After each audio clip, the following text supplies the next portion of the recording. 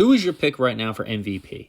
Well, there are 3 quarterbacks listed here that are MVP candidates, and then there's one that's not listed here that I would also consider an MVP candidate if his team was actually good. Lamar Jackson, Josh Allen, and Jared Goff are the top 3 frontrunners, in my opinion, for MVP, and regardless of win-loss record, Patrick Mahomes does not deserve to be in the MVP race whatsoever. Let's start simple. We'll go with Lamar because that's my guy. Let's go with my guy. It's Lamar. Top 5 in passing, 1,800 passing yards. He is tied for second with passing touchdowns at 15, and he only has 2 interceptions on the season, but both of those interceptions were tipped balls off of his receivers' hands. So as of right now, Lamar Jackson has not thrown a blatant interception this year. Lamar Jackson has one of the lowest amount of passing attempts in the NFL through 7 weeks, and yet is still top 5 in passing yards. He has a 68.2% completion percentage. He is averaging 9 yards an attempt, and again, 15 touchdowns to only 2 interceptions.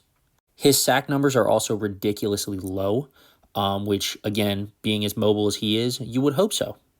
And his quarterback rating is 118. It is the highest in the NFL as of week 7.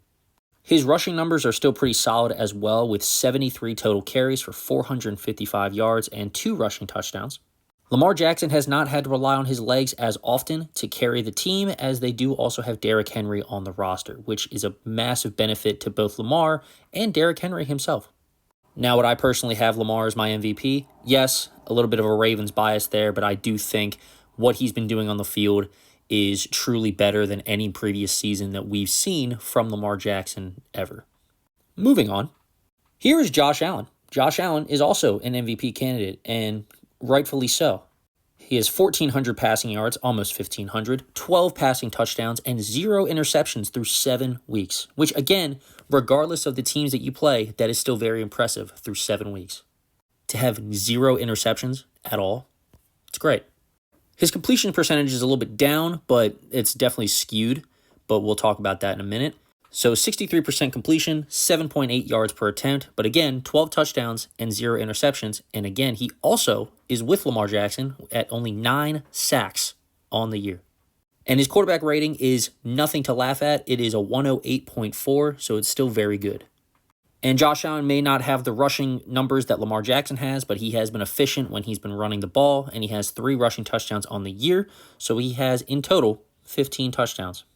My only criticism with Josh Allen being an MVP candidate is that the 2 very good teams that he played in Baltimore and Houston, he lost.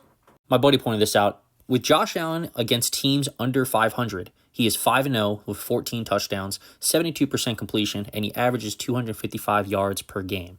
Against above 500 teams, aka the Texans and the Baltimore Ravens, he is 0-2 with a less than 50% completion percentage, 193 yards per game, and only 1 touchdown. And yes, some of it you can blame on the actual team itself, but at the end of the day, an MVP candidate is someone that can truly carry the team no matter what. And when you're a player that struggles against good teams and you dominate against bad teams, well, we usually call you Dak Prescott, but in this case, it's Josh Allen. Jared Goff is another MVP candidate. Currently has 1,600 passing yards, 10 touchdowns, 4 interceptions, but the last 4 weeks have been utter dominance by Mr. Jared Goff. The last 4 weeks, his completion percentage, he had a 78%, 100%. He didn't miss a pass, 72 and 88%. And over that span, he has 9 touchdowns and 1 interception. Season long, 73%. He's only taken 13 sacks on the year. And his quarterback rating is actually higher than Josh Allen's at 111.5. Also, Jared Goff, who is known to struggle against the blitz early with his time in the Rams, is actually dominating against the blitz and being under pressure. And again, over those 4 games, he has posted a 140-plus passer rating in 3 straight games. So 3 out of 4 times, he's playing insanely well, and even then, the one time he didn't post a 140 passer rating, he was still doing good. Absolutely phenomenal stuff from Jared Goff and the Detroit Lions, who right now is America's favorite team, in my opinion, because when the Lions succeed, I think we all just enjoy them succeeding a little bit, unless you're an NFC North fan, for obvious reasons.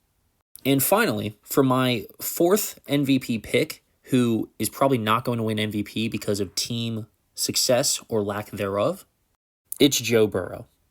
Joe Burrow has 14 touchdowns on the year with only 2 interceptions, and he has 1,700 passing yards, which is just outside of the top 5 through 7 weeks. Joe Burrow will not win MVP, but he's playing at an MVP level because the Cincinnati defense cannot stop anything. They cannot stop a wet blanket, dude. And meanwhile, this is all happening while Joe Burrow is putting up numbers. Overall, he's been putting up pretty good games. He's had 2 average ones where he just didn't score a single touchdown. But again, there's only so much he can do when his defense can't do anything. So he's got to put everything on his back and, try to carry the team, which he's doing the best that he can do. But so far, he's been sacked double the amount that, Josh Allen and Lamar Jackson have been sacked. But his quarterback rating is a 110, which is still very good and impressive.